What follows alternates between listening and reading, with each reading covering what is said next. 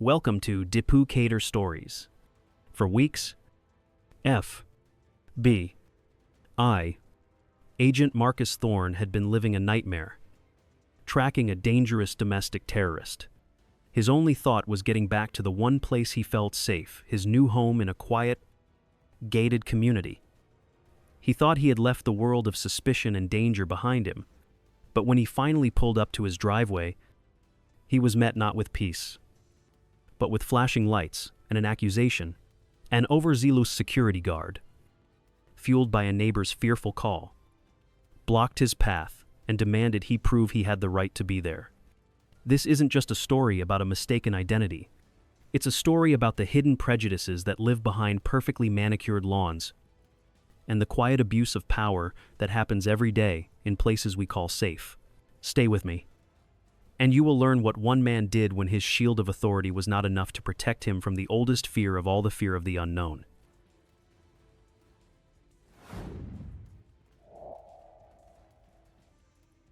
The badge. The black sport utility vehicle moved slowly, its engine a low, tired hum, a shadow gliding under the old Florida oaks. Its destination was a house at the end of the cul-de-sac, a house of brick and dark timber, a place built for silence, but there was no silence tonight, only the insistent, rhythmic pulse of a single yellow light. It sliced through the twilight, flashing from the roof of a golf cart, a vehicle that seemed absurdly small, toy-like, yet it blocked the entire driveway. A flimsy, self-important gatekeeper. Behind the wheel of the SUV, Marcus Thorne watched the man approach. The man wore a uniform, a cheap polyester shirt, too tight at the shoulders, his name tag pinned crookedly.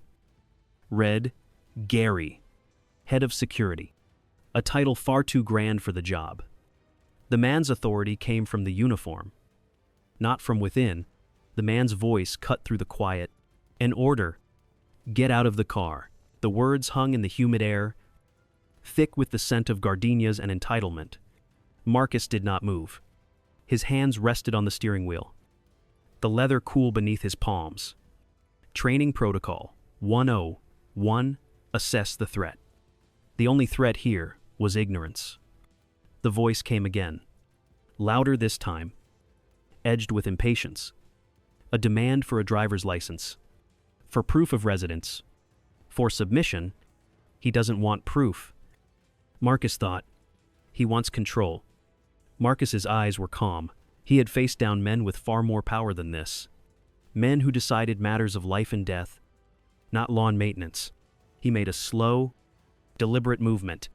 His hand went to his inner jacket pocket. The leather was worn, familiar. The weight of the wallet was the weight of his job. He didn't hurry. He let the silence stretch. He withdrew the wallet and flipped it open. The sound was a soft thwack. Inside, resting on dark leather, was a piece of metal.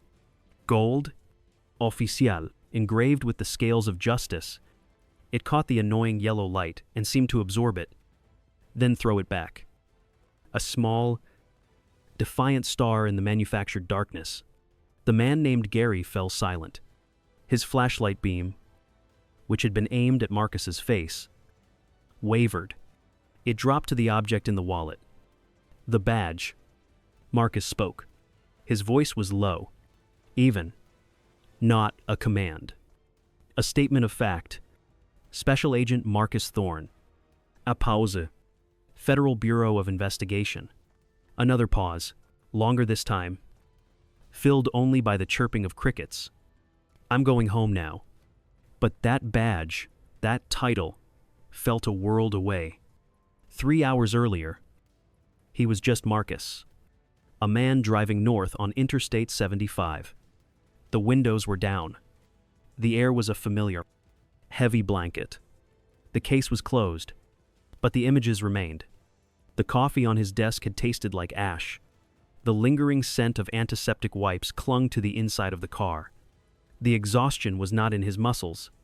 It was deeper, a weight on the soul. 20 straight hours. A child's face, pale with fear. The clean, final click of handcuffs.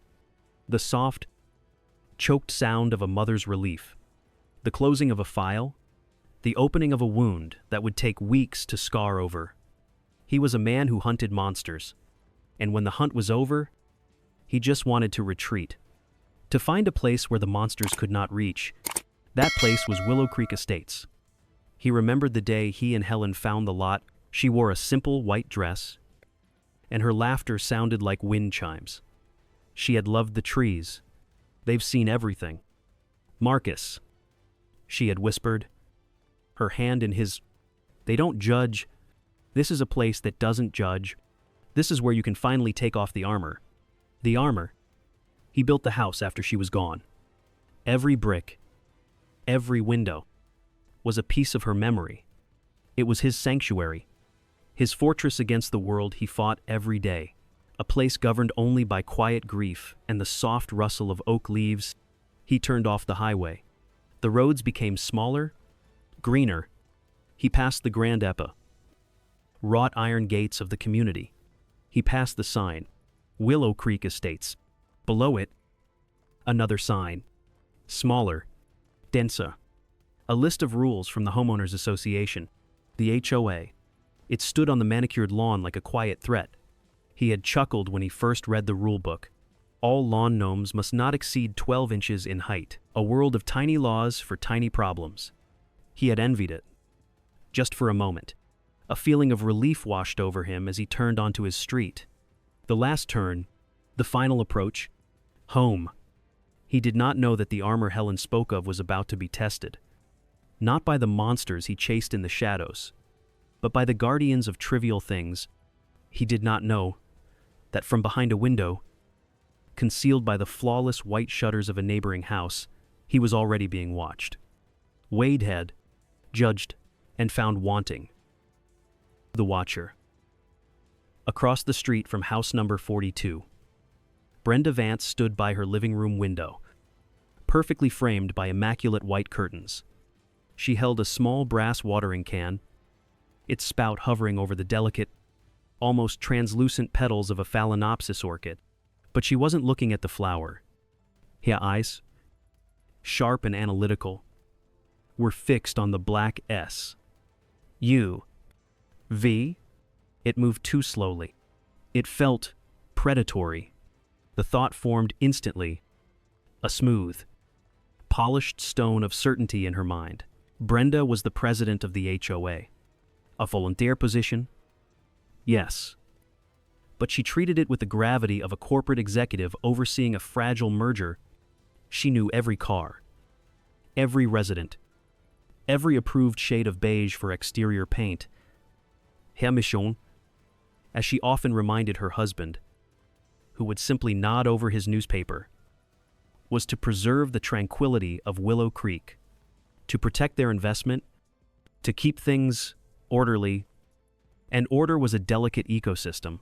This vehicle, this slow, dark, unfamiliar vehicle, was a disruption, an anomaly, an invasive species in her carefully cultivated garden. The driver was a man she did not recognize. A black man. She added the detail to her mental file. Not out of malice. She told herself, never malice. Just as a fact. A data point. It was her duty to be observant, to be cautious. In today's world, you could never be too careful. She put the watering can down on a polished mahogany side table. The orchid was forgotten. Her phone felt cool and efficient in her hand. She scrolled to Gary's number, listed under HOA security. Gary? She said, her voice a low, urgent whisper, as if a dangerous secret were being shared. It's Brenda. There's a suspicious vehicle on Oakmont Lane. Circling. The driver doesn't look like he belongs here. She didn't say why. She didn't have to. The unspoken language of communities like this was her native tongue. Doesn't belong. 2 words, a complete sentence, a verdict, enough to ignite a fuse. In the house directly opposite, on the 2nd floor, Leo Chen was making coffee.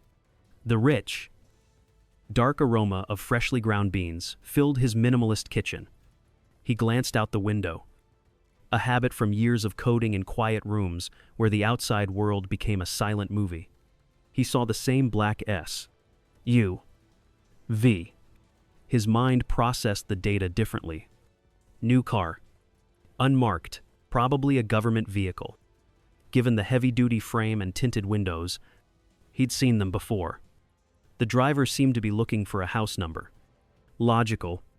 The numbers on the mailboxes were small, tastefully discreet, and practically invisible after sunset. Easy to miss.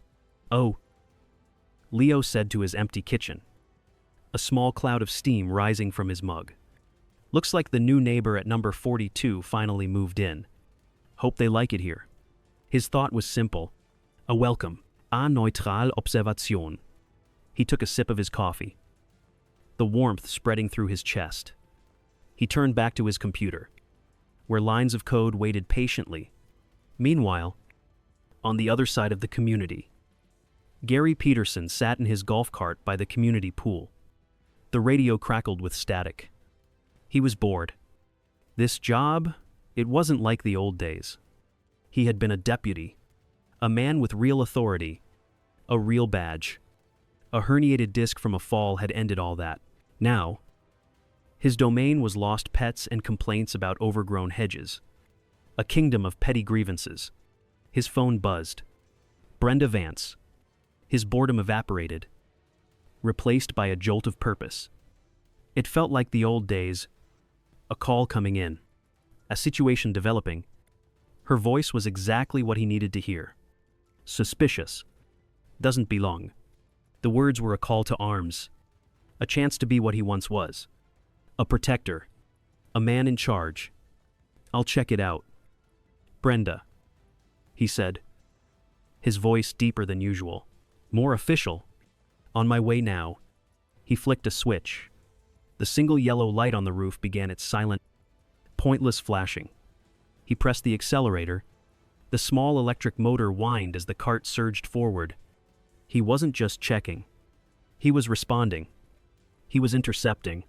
This wasn't a resident. This was a subject, a person of interest, and so, 3 different perspectives, 3 different truths, began to converge on a single point in space and time. A man who just wanted to go home, a woman who saw a threat where there was none, and a man who saw a chance to feel powerful again.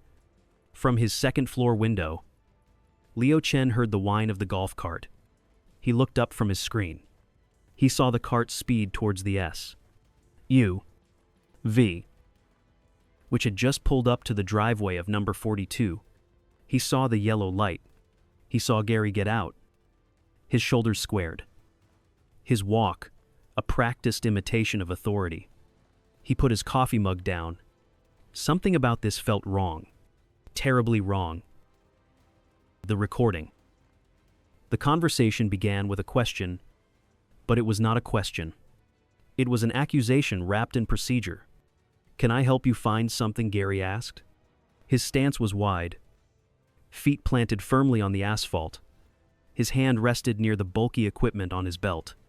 A gesture meant to be seen, an assertion of dominance. Marcus kept his voice even. Steady. He was well versed in this particular brand of theater. I live here. Number 42. I'm going to need to see some identification. Gary said. The words were flat. A line from a script he had played in his head 1,000 times. A script where he was always the hero. I'm not required to show you identification. Marcus replied, still calm. This is private property. My private property. This was a mistake. Marcus knew it as soon as he said it. Not because it was untrue, but because it was a challenge to the fragile authority before him, and men like Gary did not respond to challenges. They escalated. It's an HOA rule. Gary snapped, his voice rising. A telltale sign of insecurity. Ali. All non-resident vehicles must be registered with the front office. You're being uncooperative. That makes you suspicious. He took a step closer. The beam of his flashlight was an invasive, pulping finger. dancing across the dashboard. Marcus analyzed the situation. The man's ego was the primary threat. Logic would not work. Argument would be seen as aggression. There was only one path. Documentation. Create a record. Let the man's own words become the evidence.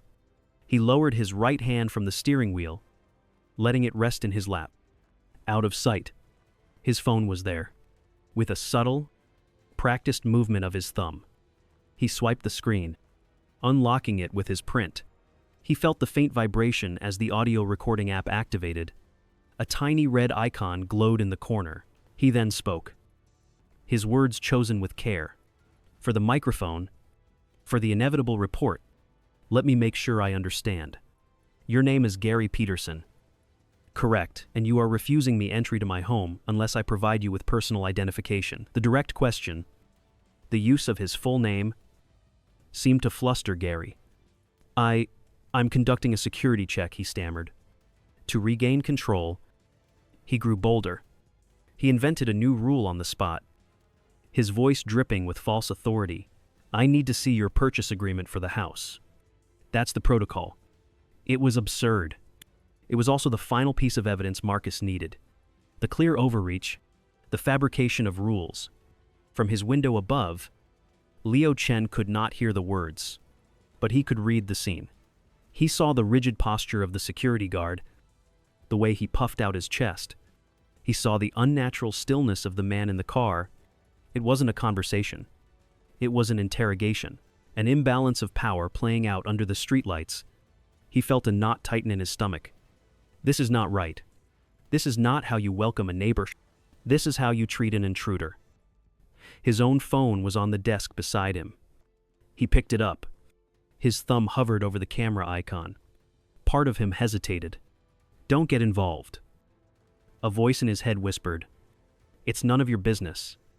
But another voice, accusation, firmer one, pushed back. What if no one does? He pressed the red button. The timer began to count. He aimed the lens through the clean glass of his window, framing the two figures in the twilight below. A silent witness. Down on the street, Gary was reaching the peak of his imagined power. Last chance, he said, his voice low and theatrical. Get out of the car, or I'm calling the sheriff's department and reporting a trespasser. Marcus knew it was time. He had the man's name, his unreasonable demand, his baseless threats, all recorded in pristine digital audio. It was enough. He made his final move. The slow, deliberate reach into his jacket, the soft thwack of the wallet opening, the presentation of the badge. Gary froze. The silence that followed was absolute. A vacuum where his bluster used to be. From his vantage point, Leo zoomed in. He saw the guard take a step back, as if physically pushed. He saw the man's posture deflate, like a balloon losing air. He saw the driver of the SUV sit perfectly still, a figure of immense calm. The scene was over. But the recording was now a fact. A piece of irrefutable history, two versions of the same truth, captured in silence on two separate devices. The aftermath. The yellow light was gone. The street was quiet again. But the silence was different now. It was not a peaceful silence. It was a heavy, tainted silence, thick with the residue of the confrontation. Marcus sat in his car for a full minute. Then, too, the engine idled, a steady, mechanical heartbeat in the sudden stillness. The metal of the engine block began to tick softly as it cooled. He should have felt relief, or victory, or even the clean, sharp burn of anger. He felt none of them. There was only a hollow space where the adrenaline had been. A profound weariness that had nothing to do with lack of sleep. It was the exhaustion of the soul. He pressed the button on the visor. The garage door groaned open, revealing the dark, empty space within. He drove inside. The door closed behind him with a heavy thud, shutting out the world. The finality of the sound echoed in the concrete space. He walked into the house, his shoes made soft. Echoing sounds on the polished hardwood floor. Each footstep seemed too loud in the sudden stillness. He didn't turn on the lights. He stood in the entryway.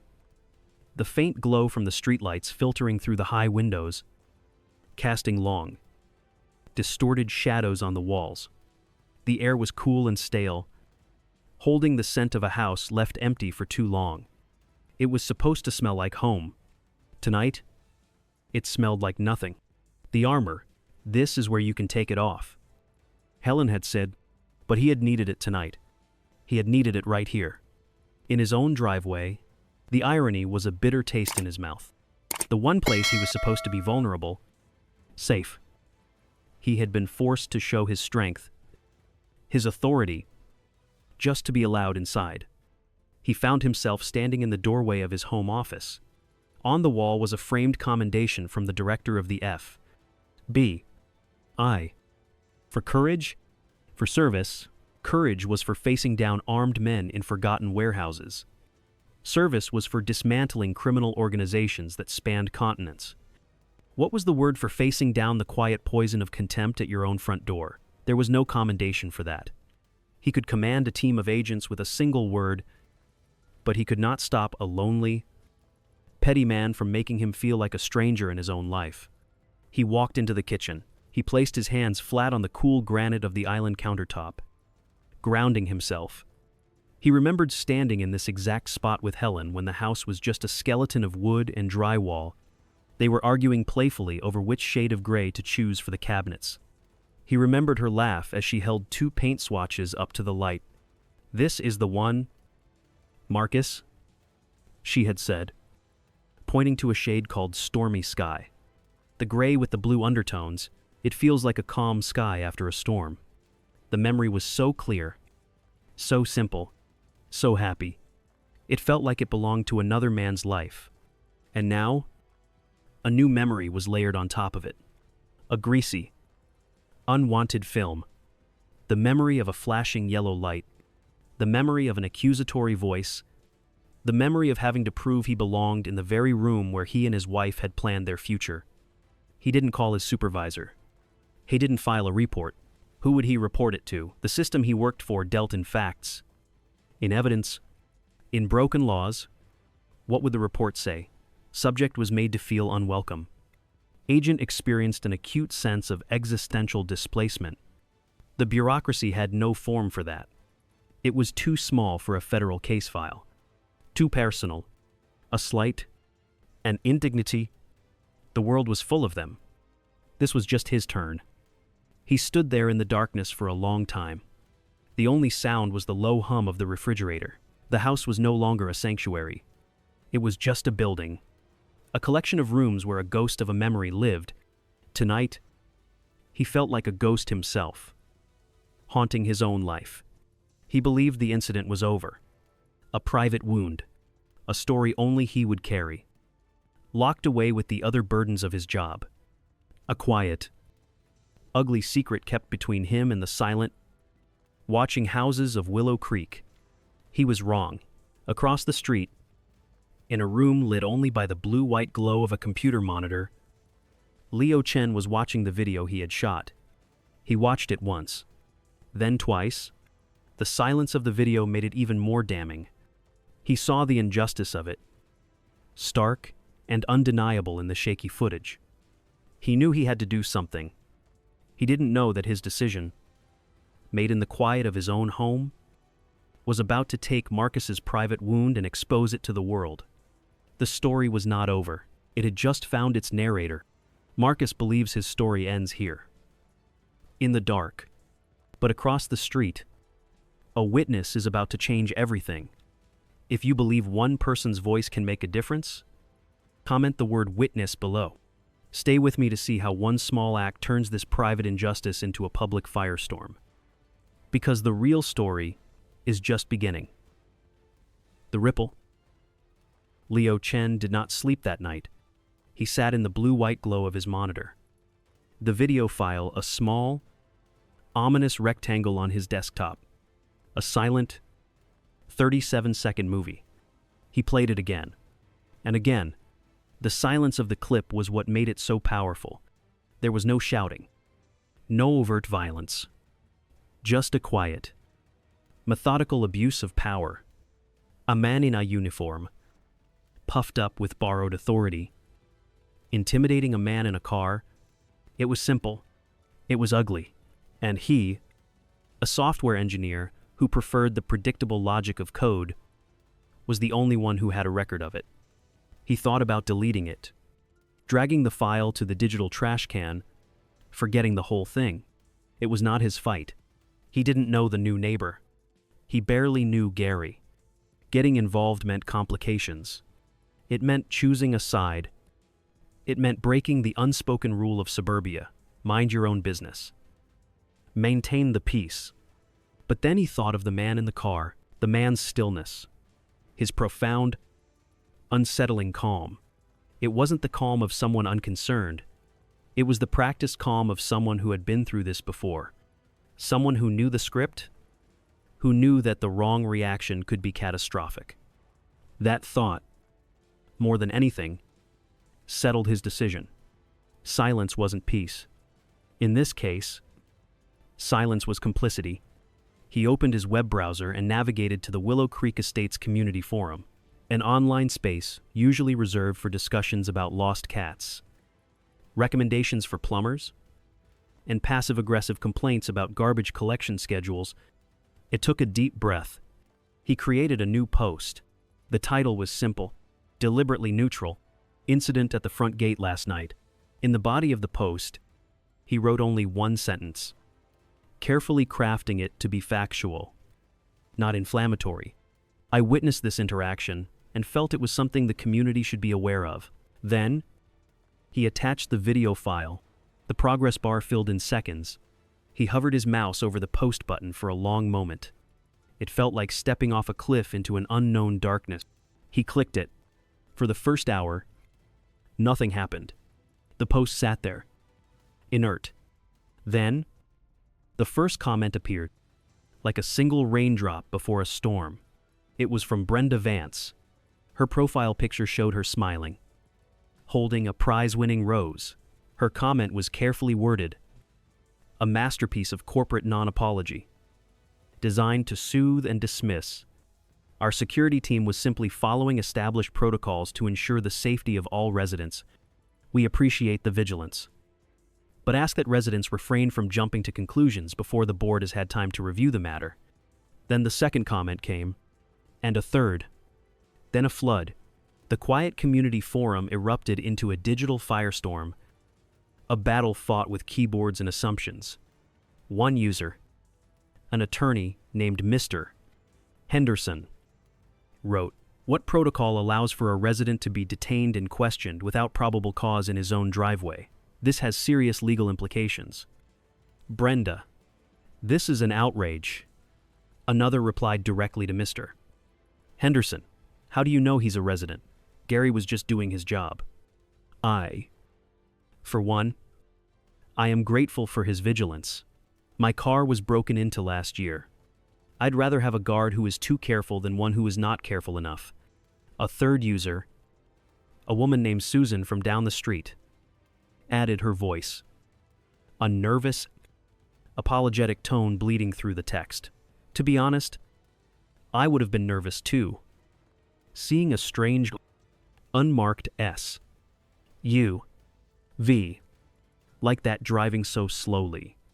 We have to be careful. The thread split into factions. The defenders of order, the champions of justice, and the quiet majority who just wished everyone would stop fighting and go back to posting about lost dogs. The carefully manicured piece of Willow Creek was cracking, revealing the fault lines of fear, privilege, and prejudice that lay just beneath the surface.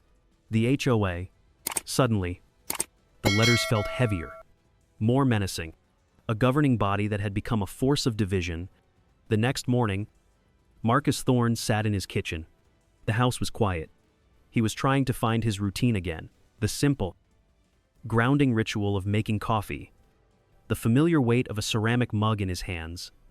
He was trying to convince himself that last night had not happened, that it was a small thing, a forgettable thing. His phone vibrated on the granite countertop, a text message, from a number he didn't recognize. Hi. This is Susan from number 38. I feel terrible about this whole thing. I think you need to see this. Below the message was a link. His thumb hesitated for a moment. He felt a familiar sense of dread.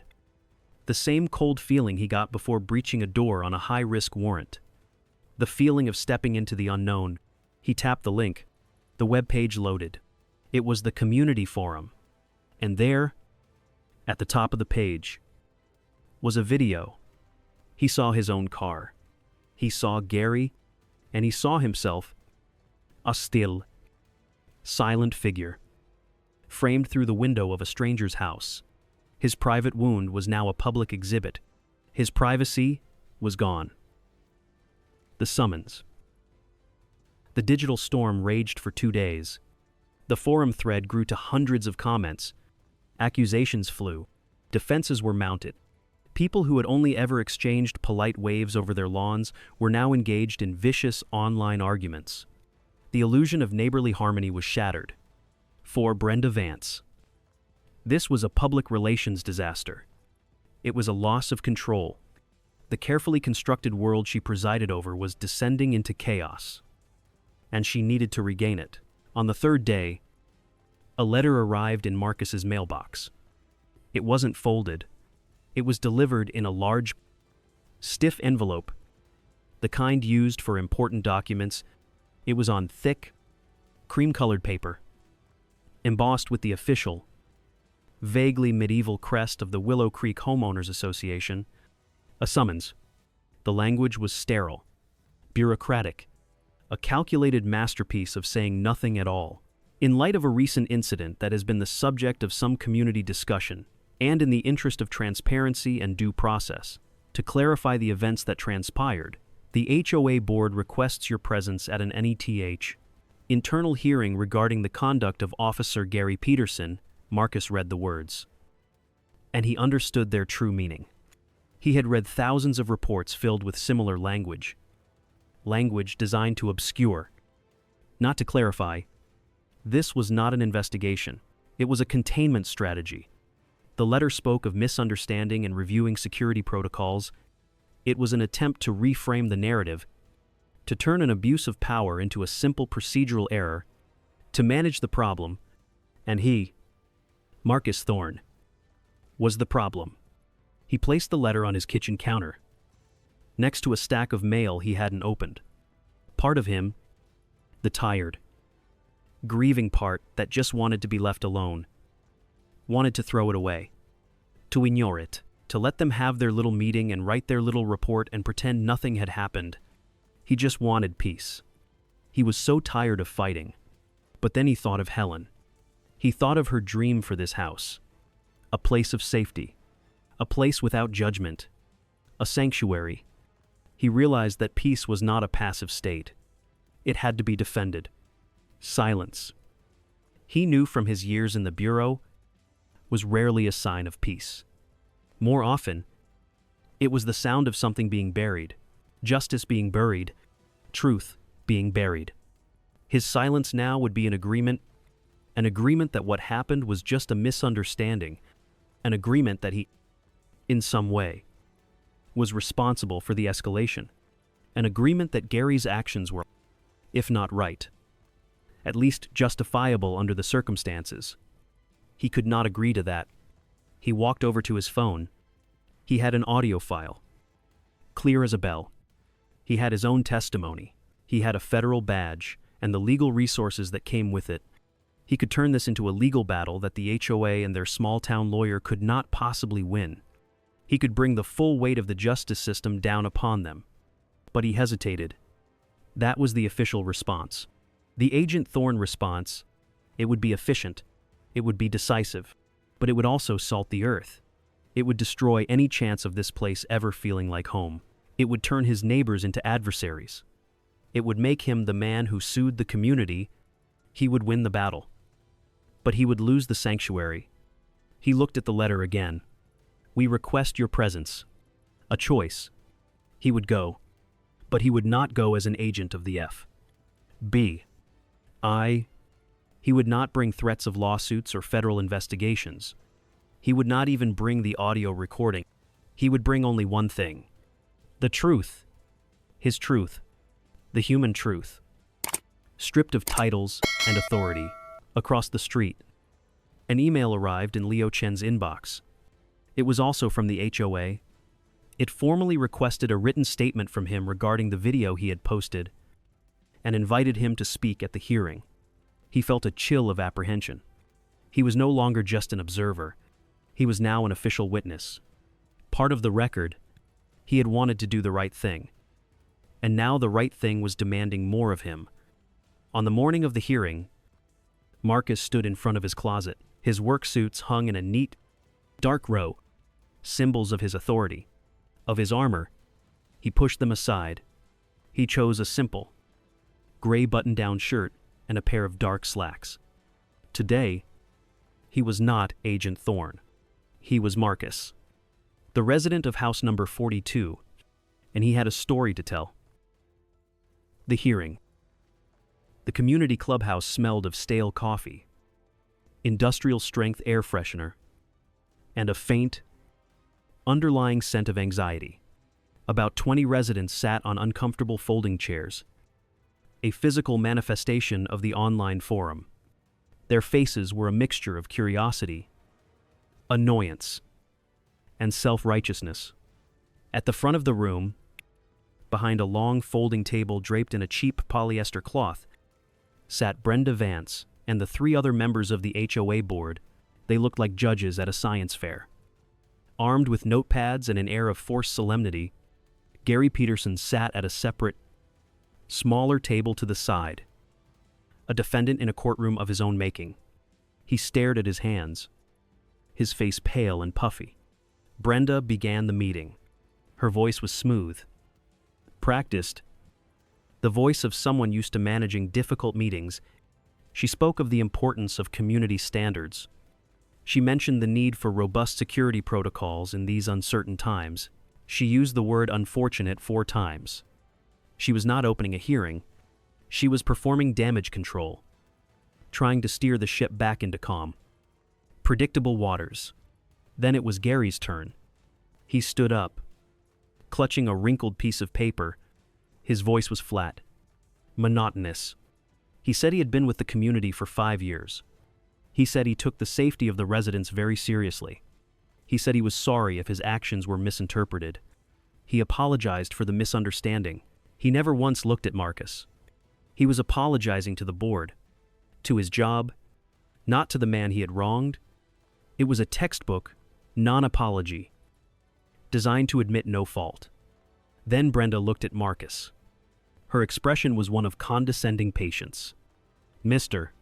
Thorne," she said, as if addressing a child, "the board would now like to hear your perspective on the matter." Marcus stood up. He felt the weight of 20 pairs of eyes on him. He did not look at the board. He turned, just slightly, to face the other residents, the neighbors, the people who had been debating his right to exist in their community for the past 3 days. "I'm not going to talk about rules or protocols," he began.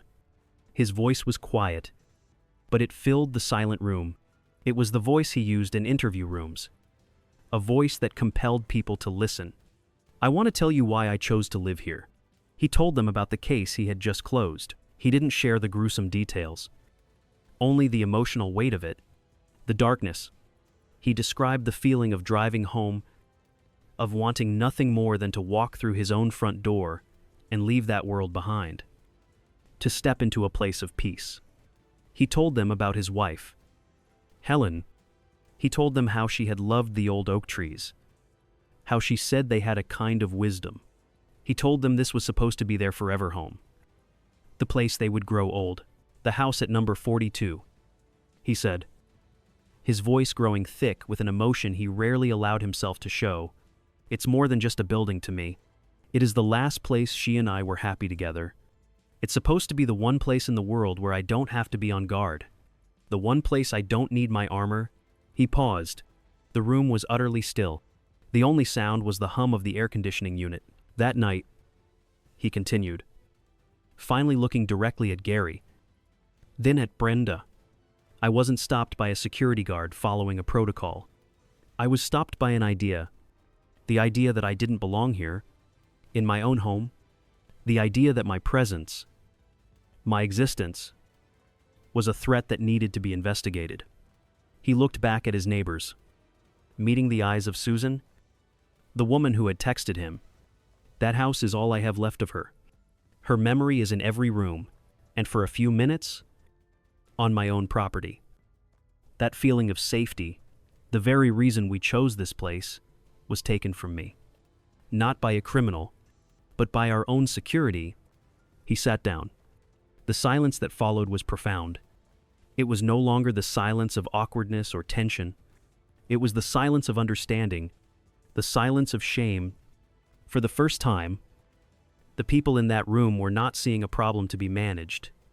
They were not seeing a federal agent with intimidating power. They were seeing a neighbor, a widower, a man who had been hurt. The story was no longer about a broken rule. It was about a broken trust. The reckoning. There was no official verdict at the end of the hearing. Brenda Vance adjourned the meeting abruptly, her voice a thin, brittle thing, her composure finally cracking under the weight of the room's heavy silence. But a verdict had been reached nonetheless. It was decided not by a vote, but by the collective conscience of a community that had been forced to look at its own reflection. The fallout was quiet, but swift. It did not come with the bang of a gavel, but with the soft, digital tap of a keyboard. 2 days later, an email appeared in every resident's inbox. The subject line was simple: stark resignation. The email, from Brenda, was short and formal. She spoke of personal reasons and the best interests of the community. There was no apology, but her retreat was an admission in itself. The carefully worded text was a fortress built to protect a fragile ego, but the message was clear. The HOA, her small kingdom, had crumbled. Gary Peterson's departure was even quieter. There was no email, no public announcement. He was simply gone. The familiar white golf cart was now driven by a younger man who smiled and waved at everyone. A stark contrast to Gary's suspicious glare. Marcus saw Gary only one more time. A week later, he was loading cardboard boxes into the back of a dusty pickup truck in front of the small condo he rented near the highway. Their eyes met for a brief second across the manicured lawns. There was no anger in Gary's expression, only a profound, hollow emptiness. A man who had lost the last piece of the uniform he thought defined him. He was just a man with a bad back and a truck full of boxes. Marcus did not feel a sense of victory. There was no triumph in watching two people's lives unravel, no matter how deserved it might have seemed. He felt only a quiet, somber sense of release, the pressure that had been building inside him since that night. A tight coil of anger and hurt had finally dissipated. Justice, he was discovering, was not always a loud, climactic event. Sometimes, it was just the slow, quiet return of balance. The real changes, the ones that mattered, came in smaller, more human forms. A few days after the hearing, his doorbell rang. On his doorstep stood an elderly woman he recognized from the meeting. Mrs. Miller. She had been one of the silent ones, her face unreadable throughout the proceedings. Now, she held a freshly baked apple pie, its warmth radiating through the aluminum foil. The smell of cinnamon and baked apples filled the air. "I didn't say anything at the meeting," she said, her voice soft but firm, refusing to meet his eyes at first. "And I've been ashamed of that ever since. What happened to you was wrong." She pushed the pie into his hands, her own hands trembling slightly. "I'm sorry for what you went through. Welcome to the neighborhood." That simple gesture, it meant more to Marcus than any formal apology from the HOA. It was an act of connection, an act of healing. It was the first brick being laid in the foundation of a new beginning. A week later, Leo Chen came by. He was nervous, shifting his weight from foot to foot on the welcome mat. "Hey," he started, "I just wanted to apologize. for posting the video without asking you, in all the chaos. I didn't think about your privacy. Marcus leaned against the doorframe and smiled. A genuine smile that reached his eyes for the first time in what felt like a long time. You did what you thought was right. Leo, sometimes we need an outsider's perspective to see the truth clearly. You showed this community a mirror. A lot of people didn't like what they saw, but they needed to see it. Thank you. He extended his hand.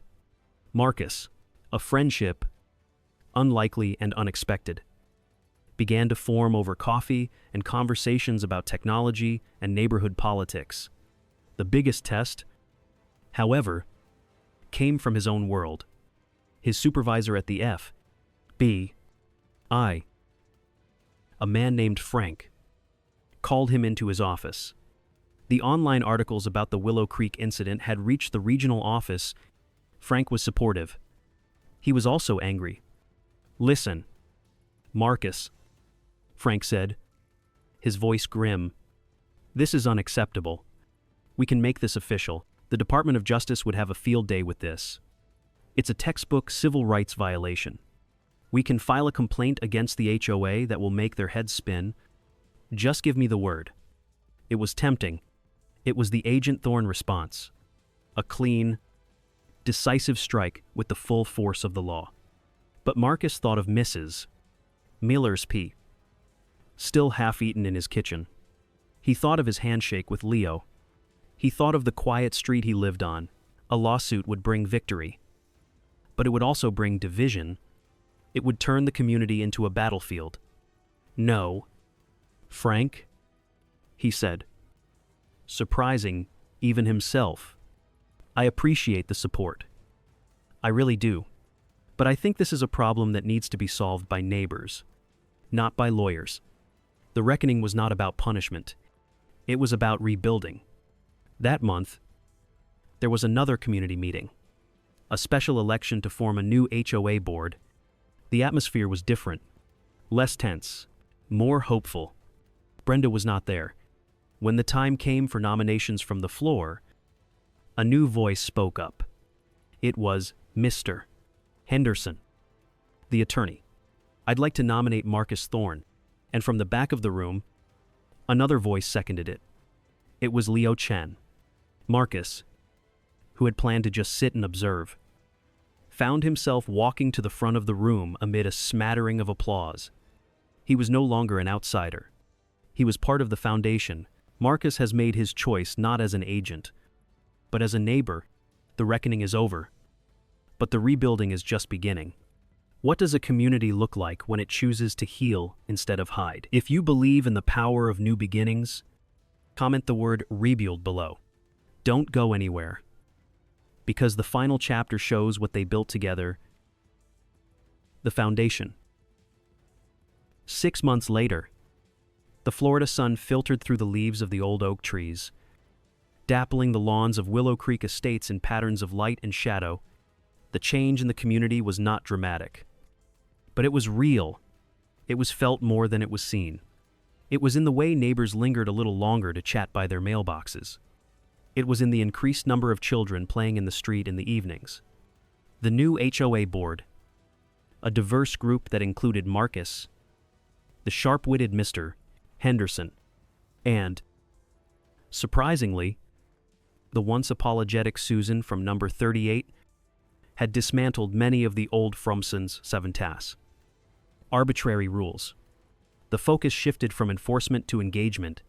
The monthly newsletters, which used to be filled with stern warnings and fine notices printed in bold red letters, were now filled with announcements for community potlucks, profiles of new residents, and tips for gardening in the Florida climate. The HOA, the letters no longer felt like a threat. They felt like an invitation. A community picnic was held in the small park by the lake. Marcus, the man who was once considered a suspicious outsider, stood at a large charcoal grill, flipping burgers next to Leo. He was laughing. A deep, easy sound that had been absent for too long. He knew the names of his neighbor's children. He knew that Mrs. Miller's grandson had just graduated from college. He knew who was a fan of the Gators, and who preferred the Seminoles. He was no longer just the resident of house number 42. He was Marcus, a neighbor, a friend. He had started a new project, a garden in his backyard. It had been Helen's passion, not his.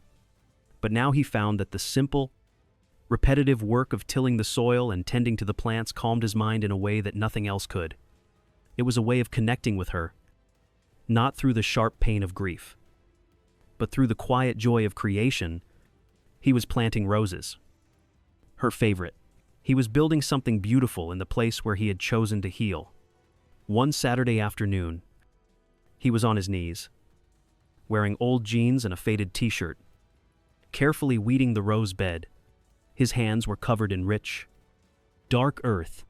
A large moving truck rumbled down the street and came to a stop in front of the house directly across from the house that had recently been sold. The doors of the truck opened. A young couple stepped out, looking at their new home with a mixture of excitement and exhaustion. They were a black family. Marcus watched them for a moment. He saw the husband look up and down the quiet, manicured street. He saw the faint, almost imperceptible tension in his shoulders as he took in the uniform perfection of the neighborhood. It was a look Marcus knew well. He knew it from his own reflection.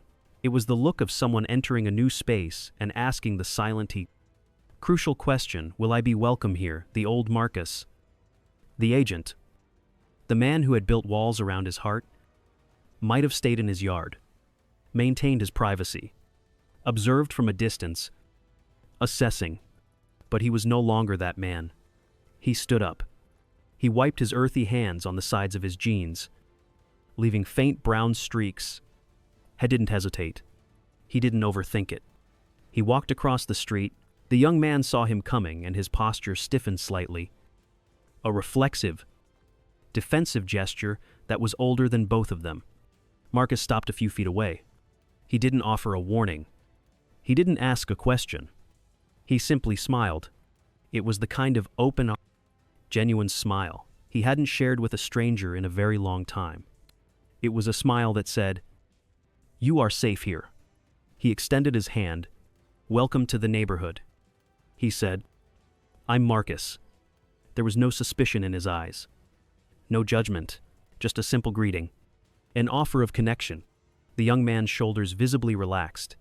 The tension melted away. He broke into a wide, relieved smile and shook Marcus's hand firmly.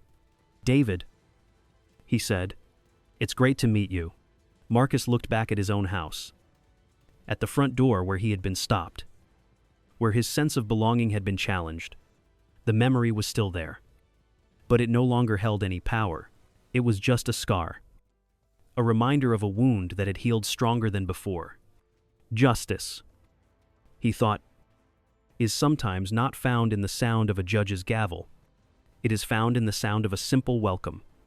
And true safety is not found behind locked gates or in the watchful eyes of security. It is found in an open hand. Marcus Thorne was home. Finally. Truly. Home. Marcus Thorne's badge gave him authority. But it was his humanity that brought about real change. This story teaches us a powerful lesson. Justice isn't always about winning a fight. Sometimes, it's about starting a conversation and reminding each other of the person behind the label. It's about choosing empathy over suspicion. I'm curious to know which moment in this story stayed with you the most. Please feel free to share your reflections in the comments. If you appreciate stories that explore the complexities of the human heart, I hope you'll consider becoming a part of the Deepu Cater Stories family by subscribing. Thank you for your time and for sharing this moment with me.